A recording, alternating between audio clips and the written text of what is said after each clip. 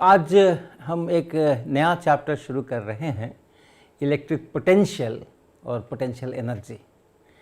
तो जो electric field है इलेक्ट्रोस्टैटिक सिचुएशन में, उसको हम लोग ऐसे लिख सकते हैं, ई वेक्टर बराबर, अगर पॉइंट चार्जेस में लिखें तो summation over I Q I over 4 pi epsilon not और r minus are I vector, और यहाँ पे इसी का जो मैग्नीट्यूड है वो लिख करके उसका क्यूब। आपको याद होगा, अगर हमारे पास में चार्जेस मान लीजिए यहाँ कुछ चार्जेस हैं और कहीं पे हम इलेक्ट्रिक फील्ड लिख रहे हैं, यहाँ कहीं इलेक्ट्रिक फील्ड लिख रहे हैं, तो हम लोग अपना जहाँ भी ओरिजिन बनाए, जहाँ भी एक्सेस बनाए, इस वेक्टर को जहाँ मुझे इलेक्ट्रिक फील्ड चाहिए, जहाँ उस वेक्टर को हम लोग आर वेक्टर लिखते हैं। ये मान लीजिए पी पॉइंट है जहाँ इलेक्ट्रिक फील्ड चाहिए, और इसमें जो चार्जेस हैं उसके वेक्टर को हम लोग, उसके पोजीशन वेक्टर को हम आर आई लिखते हैं। और अलग अलग आर आई का मतलब ये चार्ज, ये चार्ज, ये चार्ज, ये चार्ज, और ये जो वेक्टर देख रहे हैं वो वास्तव में ये वेक्टर है, ये वाला वेक्टर है आर माइनस आर आई। ऐसा करके हम लोग इसका पूरा लिख सकते हैं। और अगर volume charge distribution, continuous volume charge distribution के रूप में लिखना हो तो फिर ये जो है वो इंटीग्रेशन बन जाता है। कितने पे इंटीग्रेशन? जितने वॉल्यूम में वो चार्जेस हैं उतने वॉल्यूम पे इंटीग्रेशन, उस वॉल्यूम पे इंटीग्रेशन। किसका? चार्ज की जगह पर rho at R prime, R prime का एक पॉइंट लिया, यहाँ पे एक छोटा वॉल्यूम बनाया हमने जिसको डी टॉप प्राइम लिखेंगे हम।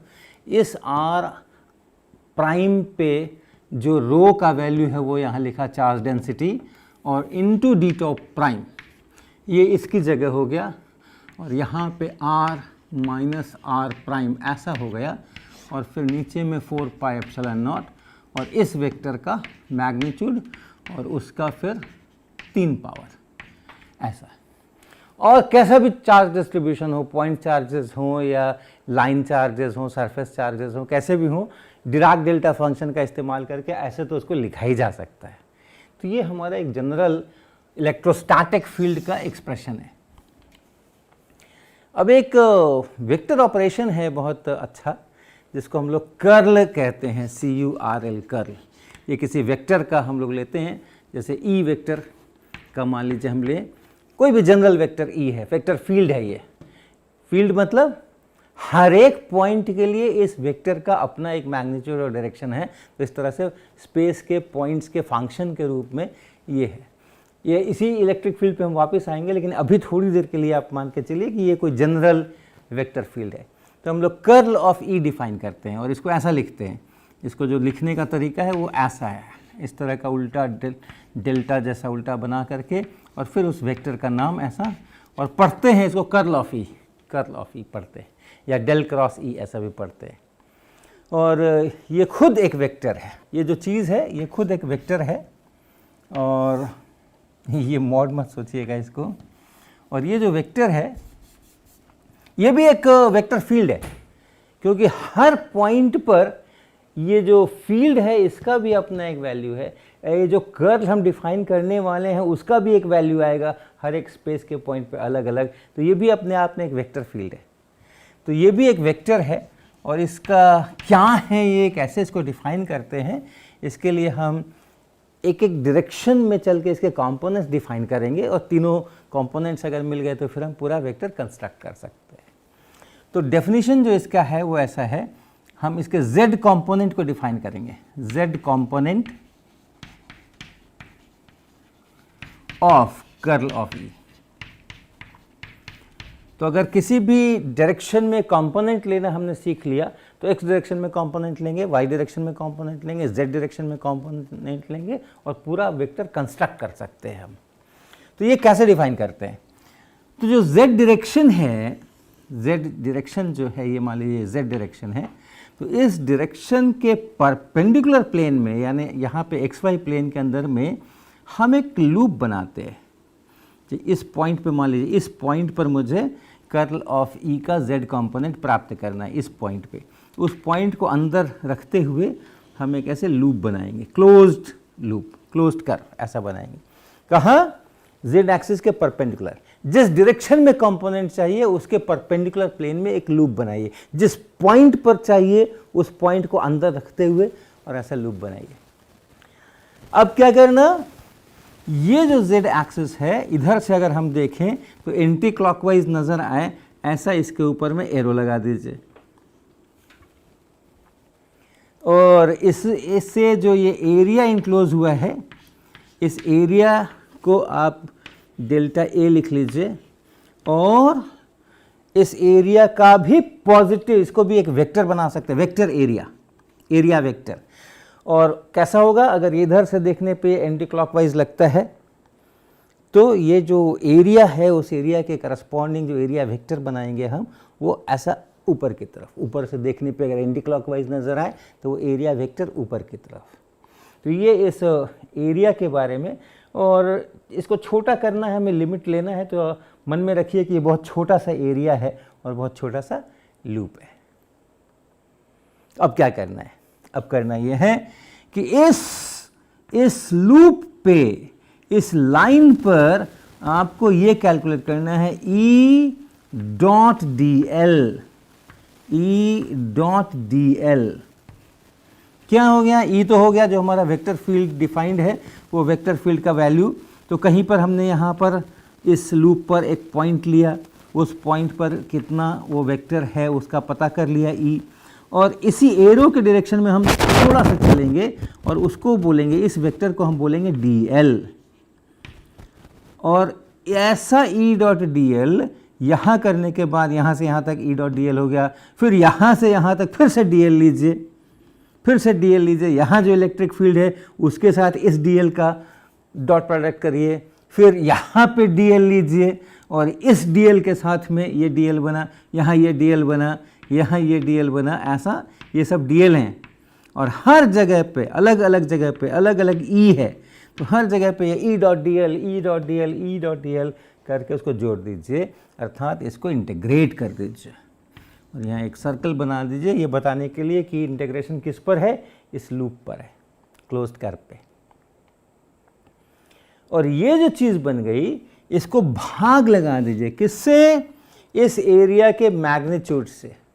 जितना एरिया इनक्लोज हुआ है इस लूप के द्वारा उससे आप भाग लगा दीजिए। यहाँ वेक्टर नहीं लिख रहा हूँ मैं, ये जो क्वांटिटी बनी इसका लिमिट लेना है as this delta a tends to 0। जिस पॉइंट पर है वो पॉइंट भीतर रहना चाहिए, जिस पॉइंट पे मुझे ये कर्ल ऑफ ई में देख रहा हूँ वो पॉइंट भीतर रहना चाहिए और लूप को छोटा करना है उसको भीतर रखते हुए। तो इसका जो लिमिट है, इसका जो लिमिट है as delta t tends to 0, इसको कहेंगे हम, ये है परिभाषा कर्ल ऑफ ई के z कंपोनेंट की। ऐसा किसी भी डायरेक्शन में अगर कंपोनेंट लेना है तो उस डायरेक्शन के परपेंडिकुलर प्लेन में आप लूप बनाइए, उस पर उसका ये सर्कुलेशन कहते हैं, इस वेक्टर का सर्कुलेशन है इस लूप के ऊपर, ये लाइन इंटीग्रल करिए और लूप का जितना एरिया बना है उससे भाग लगाइए, वो चीज़ हो जाएगी। और एरो का ध्यान रखिएगा क्योंकि ई डॉट डी एल लेने में, डी एल में डायरेक्शन है, तो एरो का ध्यान रखिएगा, जिस डायरेक्शन में आपको कंपोनेंट चाहिए उधर से देखने पर ये एरो उसको एंटी क्लॉकवाइज घुमाना चाहिए। तो ऐसा करके उस डायरेक्शन का कंपोनेंट मिलेगा। तो ऐसा ही आप x का कंपोनेंट निकाल लीजिए, ऐसे ही आप y का कंपोनेंट, y डायरेक्शन में कंपोनेंट निकाल लीजिए, x डायरेक्शन में निकाल लीजिए, z डायरेक्शन में निकाल लीजिए और ये पूरा वेक्टर बना लीजिए। तो ये है इसकी परिभाषा। और अगर हर बार इतना सारा सब कुछ करने की ज़रूरत नहीं है, जब ऑपरेशन करना है, जब उसका वैल्यू निकालना है किसी परिस्थिति में, तो जो करस्पॉन्डिंग कार्टीजियन में, स्फेरिकल में कोऑर्डिनेट्स में और सिलेंड्रिकल कोऑर्डिनेट्स में उसके एक्सप्रेशंस होते हैं और वो एक्सप्रेशंस फिक्स्ड होते हैं, इसी से निकलते हैं वो एक्सप्रेशंस, लेकिन वो एक्सप्रेशंस वास्तव में हम लोग इस्तेमाल करते हैं। तो कैसे हैं वो, हम कार्टीजियन में लिखेंगे, ज़रूरत जब पड़ेगी तो हम लोग स्फेरिकल और उसमें भी लिखेंगे, सिलेंड्रिकल में। और ऐसा है ये, आई कैप यहाँ, जे कैप यहाँ, के कैप यहाँ, फिर यहाँ पे del del x, del del y, del del z, और यहाँ पे उस वेक्टर फील्ड का एक्स कंपोनेंट, y कंपोनेंट और z कंपोनेंट। ये है हमारा कर्ल ऑफ E, ये है कर्ल ऑफ E। ये क्या है? ये डिटर्मिनेंट है, डिटर्मिनेंट है, 3/3 का डिटर्मिनेंट है। और इसको फैला करके अगर लिखना हो तो जो अलजेब्रा में अपने डिटर्मिनेंट पढ़ा था उसी का इस्तेमाल करना है, उसी प्रोसेस का इस्तेमाल करना है। सबसे पहले यहाँ से चलें, फिर यहाँ से, फिर यहाँ से। तो आई कैप के आगे लिखने के लिए इस कॉलम को, इस रो को आप छोड़ दें और ये जो 2/2 डिटर्मिनेंट बना है इसको लिखें। अलजेब्रा में हम लोग कहते हैं this into this minus this into this. यहाँ पे हम कहेंगे डेल डेल वाई, और इंटू तो नहीं बोलेंगे, लेकिन हाँ कैसा बोलेंगे? Del del y of E z, ऐसे लिखेंगे। जैसे वहाँ पर भी यहाँ अगर कुछ होता, एक्स होता लिखा होता, यहाँ वाई लिखा होता तो एक्स वाई लिखते, तो वैसे ही पहले ये लिखा उसके बाद ये लिखा, और माइनस इधर वाला del del z of E y, ये इसी तरीके से उसका इसको लेकर जे कैप को लेकर के चलेंगे, के कैप को लेकर चलेंगे और ऐसे एक्सप्रेशन बनाएंगे। लेकिन अगर आपने एक लिख लिया है तो फिर साइक्लिक परम्यूटेशन कर लीजिए तो बाकी भी मिल जाते हैं। इसके अगला वाला जो है जे कैप वाला, वो क्या होने वाला है आप यहीं से लिख लीजिए। जे कैप यहाँ x की जगह y, y की जगह z, z की जगह x, तो ये बना डेल ई एक्स, z की जगह x, y की जगह z, del z minus del E y की जगह z और z की जगह x, तो ये बना। फिर इसी से इसको लिखिए के कैप, सेम स्टोरी, x की जगह y तो डेल ई वाई बना, और यहाँ पे z की जगह x तो डेल x बना, और माइनस डेल ई z की जगह x तो ई एक्स बना, और माइनस x की जगह y तो y बना। ये है वो पूरा एक्सप्रेशन। आपको इलेक्ट्रिक फील्ड, जो भी वेक्टर फील्ड है, जो वेक्टर फील्ड है ये E, वो वेक्टर फील्ड पता है, तो यानी E आपको पता है एक्स वाई जेड पे, हर पॉइंट पे पता है, यानी EX पता है, वो भी पॉइंट टू पॉइंट वेरी करेगा। EY पता है, वो भी पॉइंट टू पॉइंट वेरी करेगा। EZ पता है, वो भी पॉइंट टू पॉइंट वेरी करेगा। और तब ये जो फंक्शन है EX जो है वो x का फंक्शन है, y का फंक्शन है, z का फंक्शन है, तो उसके करस्पॉन्डिंग आप EX को z में डिफरेंशिएट कीजिए या EX को y में डिफरेंशिएट कीजिए। इस तरह से ये एक्सप्रेशंस बनते हैं। ये होकर के, और ये जो डेफिनेशन मैंने बताया इसी के बराबर हो जाता है। तो ये एक कर्ल का फंक्शन है। बहुत कुछ और इसके बारे में अलग से बता सकते हैं, लेकिन अभी मैं थोड़ा स्किप करूँगा। लेकिन इस इक्वेशन को फिर से देखिए, इस इक्वेशन को जो डिफाइनिंग इक्वेशन है उसको फिर से देखिए। इसको एक बार को हम छोड़ लेते हैं। कैसा लिखेंगे इसको? इंटीग्रल ई डॉट डी एल, या तो देखिए छोटे लूप के लिए हैं हम, ये छोटे लूप के लिए डेफिनेशन है डेल्टा ए गोइंग टू 0 है ये, तो छोटा लूप करते जाएंगे, श्रिंक कराते जाएंगे, ये पॉइंट अंदर होना चाहिए। तो this is equal to curl of E का z कंपोनेंट और इनटू डेल्टा ए का मैग्नीट्यूड, एरिया का मैग्नीट्यूड। और देखिए इसको आप लिख सकते हैं कर्ल ऑफ ई का z कंपोनेंट को मत लिखिए, पूरा लिखिए कर्ल ऑफ ई, और यहाँ पे डॉट डेल्टा ए का वेक्टर बना दीजिए। देखिए तो ये चीज़ यही है क्या? ये डॉट प्रोडक्ट लेना है मुझे, तो हम क्या करेंगे? एक वेक्टर का मैग्नीट्यूड लेना है और दूसरे वेक्टर के डायरेक्शन में उसका कंपोनेंट लेके गुना कर देना है। तो वही काम हम यहाँ कर रहे हैं। इस डेल्टा ए का हमने यहाँ मैग्नीट्यूड ले लिया और इस डायरेक्शन में डेल्टा ए वेक्टर के डायरेक्शन में, और डेल्टा ए वेक्टर का डायरेक्शन कौन सा है? z डायरेक्शन है, यानी z डायरेक्शन में इसका कंपोनेंट लेके हम गुना कर देंगे तो हमें डॉट प्रोडक्ट मिल जाएगा। और ये देखिए z डायरेक्शन में कंपोनेंट लेके हमने मल्टीप्लाई कर दिया है, तो इसको हम ऐसे भी लिख सकते हैं। और अगर ये छोटा एरिया है, ये डेल्टा ए एरिया जो है वो छोटा एरिया है, तो हम ये मान सकते हैं ना कि इस इतनी दूर के अंदर में जो कर्ल ई का वैल्यू है वो फिक्स्ड है। तो हम इसको फिर ऐसे भी लिख सकते हैं, कर्ल ऑफ ई डॉट, और ये जो एरिया है इसको हम लिख सकते हैं इंटीग्रेशन ऑफ डी ए, ये जो एरिया है इसमें भी हम छोटे छोटे डीए बना रहे हैं और भी छोटे डीए बना रहे हैं, और ये सारे डीए को हमने मिला करके ये डेल्टा ए बनाया, एरिया बनाया। तो ये जो हमने डेल्टा ए वेक्टर लिखा हुआ है यहाँ पे, उसकी जगह ये सब जो छोटे छोटे हमारे डीए हैं, उनके जो डीए वेक्टर्स हैं उनको हमने ऐड करके ऐसे लिख सकते हैं।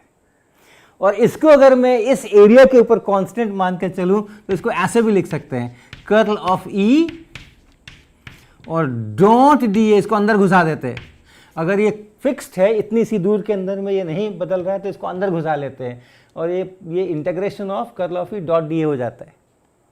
इस इक्वेशन को जो हम फिर से एक बार लिख लें, integration E dot D l is equal to integration of curl E dot d A vector. तो अभी ये जो मैंने बातें की हैं ये सब इसको बहुत छोटा सा एरिया मान करके बातें की है, मगर मजे की बात ये है कि ये बड़ा भी लूप अगर आप लेंगे तो भी ये इक्वेशन सही होगा। True for any closed loop. मैं इसको स्थापित नहीं कर रहा हूं, मैं इसकी व्याख्या नहीं कर रहा हूं, मैं इसका डेरिवेशन नहीं कर रहा हूं, लेकिन ये जो छोटे लूप के लिए डेफिनेशन से ये चीज़ निकल के आ रही है, थोड़ा सा गणित और करना है, थोड़ी सी ज्योमेट्री और करना है, और ये चीज़ सभी प्रकार के बड़े लूप्स के लिए भी लागू है। इसको कहते हैं हम स्टोक्स थ्योरम।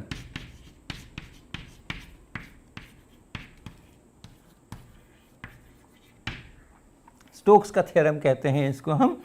तो अब इसको जरा समझ लें कि ये क्या हो गया। हमने कोई एक लूप लिया, किसी भी तरह का एक लूप लिया, क्लोज लूप, और उसके ऊपर एक एरो बना हुआ है, और अब हम कोई जेड एक्सिस वगैरह की बात नहीं कर रहे। इस लूप पर हम ई डॉट डी एल, ई डॉट डी एल, ई डॉट डी एल करते करते करते करते और सारे ई डॉट डी एल को जोड़ते जोड़ते हमने ये लेफ्ट हैंड साइड बनाया।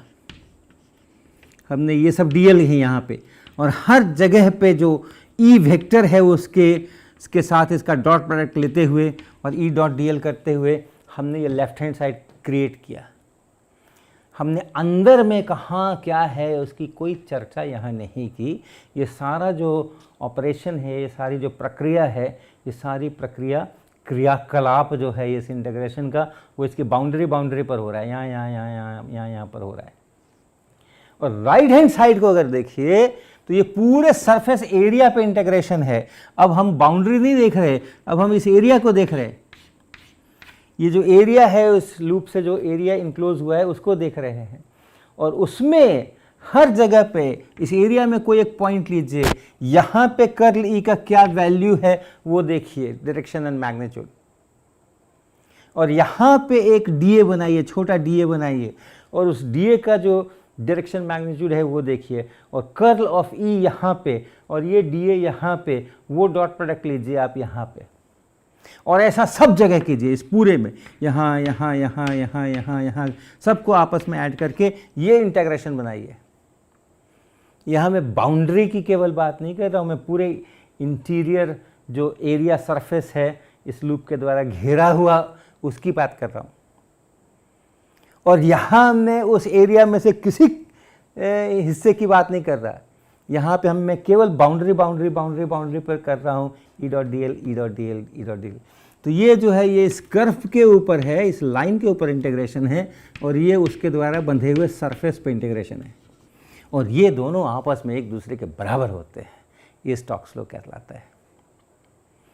बहुत सारे प्रश्न होंगे, इसका क्या मतलब है फिजिकली, इसका क्या सिग्निफिकेंस है वगैरह वगैरह, वो थोड़ा अलग विषय रखेंगे।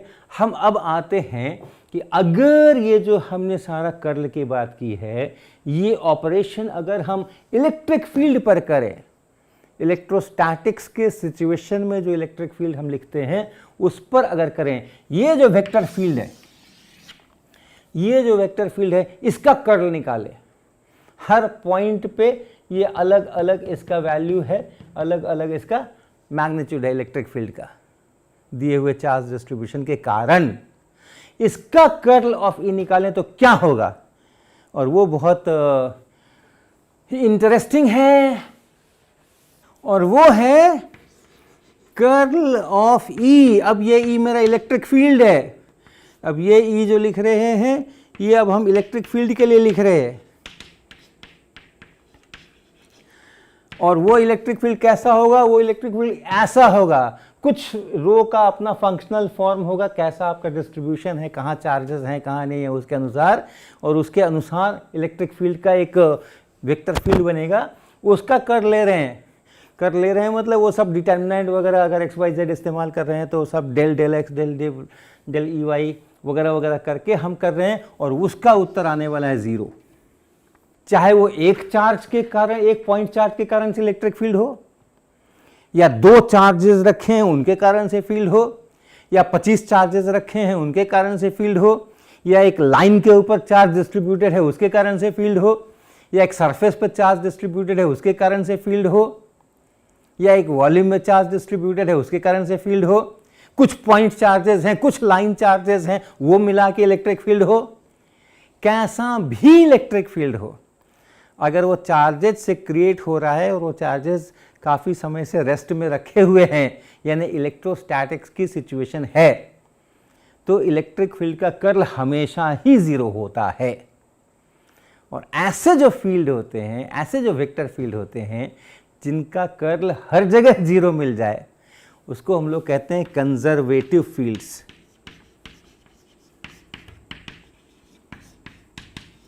तो जो हमारा इलेक्ट्रोस्टैटिक में जो इलेक्ट्रिक फील्ड होता है वो कंजर्वेटिव फील्ड होता है।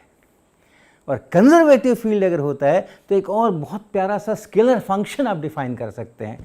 इस इक्वेशन को आप देखिए, स्टोक्स थ्योरम वाली इक्वेशन को देखिए, कर्ल ऑफ ई अगर हर जगह पर 0 हो तो ये राइट हैंड साइड हमेशा 0 होगा, और राइट हैंड साइड हमेशा 0 होगा तो लेफ्ट हैंड साइड हमेशा 0 होगा।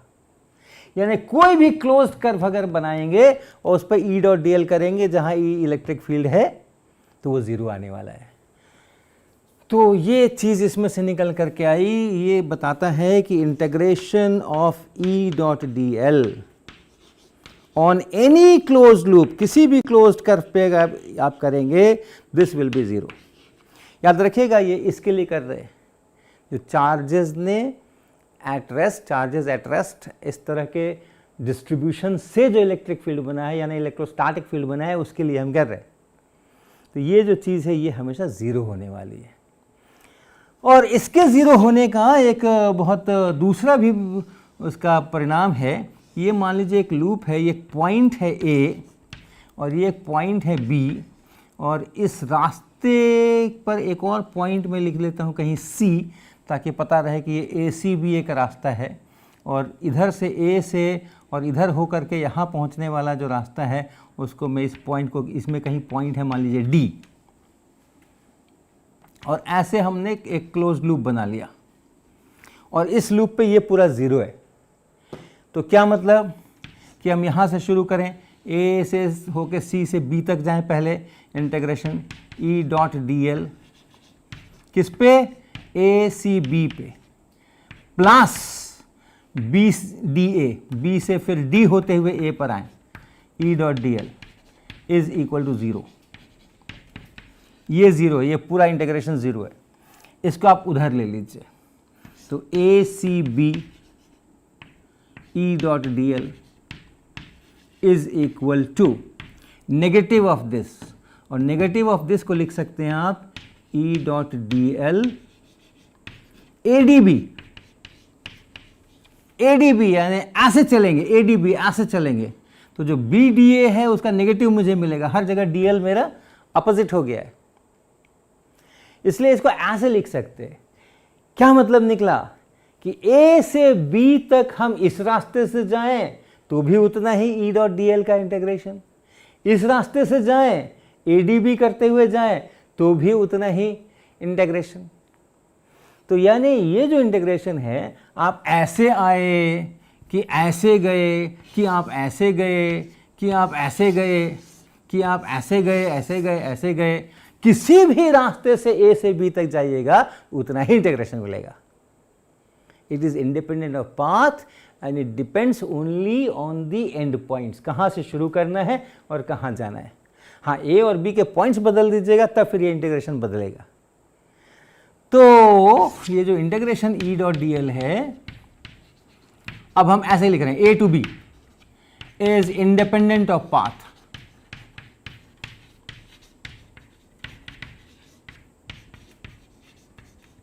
Depends only on the end points A and B. ये जो एंड पॉइंट्स है उन्हीं पर केवल डिपेंड कर रहा है। और ये एक डेफिनेट इंटीग्रेशन है। जब डेफिनेट इंटीग्रेशन करते हैं तो फिर वो अपर लिमिट लोअर लिमिट ऐसा कुछ रखते हैं। तो इससे ये पता चलता है अगर ऐसा हो जाए तो ज़रूर एक स्केलर फंक्शन है। याद रखिए, this is a scalar quantity, E dot D l is a scalar quantity और उसका ये वैल्यू है ये। तो ज़रूर एक स्केलर फंक्शन कोई एग्जिस्ट करता है। There exists, there must exist a scalar function जिसको हम लिखेंगे v of x y z. ये स्केलर फील्ड है, ये स्केलर फंक्शन है। सो दैट ये जो चीज है जो सिर्फ इस a पॉइंट पर और b पॉइंट पर डिपेंड करती है, this e dot D l integration a to b is equal to v at b minus v at a भी लिख सकते हैं, लेकिन हम एक नेगेटिव करके लिखेंगे आगे के ध्यान में रखते हुए। तो ये va माइनस वी बी, ये इस v का एक यहाँ वैल्यू है, यहाँ एक वैल्यू है v का, यहाँ एक वैल्यू है। यही वैल्यू डिसाइड करते हैं कि ये कितना होने वाला है, va माइनस वी बी। तो हम यहाँ से आगे शुरू करेंगे अगले क्लास में, और इसको हम फिर से लिख लेते हैं, v b minus v a is equal to minus of integration E dot D l from a to b. और ये जो v है इसको हम बोलते हैं potential, v at x y z, यानी उस पॉइंट पर पोटेंशियल। और उस स्केलर फंक्शन पोटेंशियल से हम इस इलेक्ट्रिक फील्ड को इस रिश्ते से रिलेट करते हैं। यहाँ से फिर हम आगे पोटेंशियल की बात अगले क्लास में करेंगे।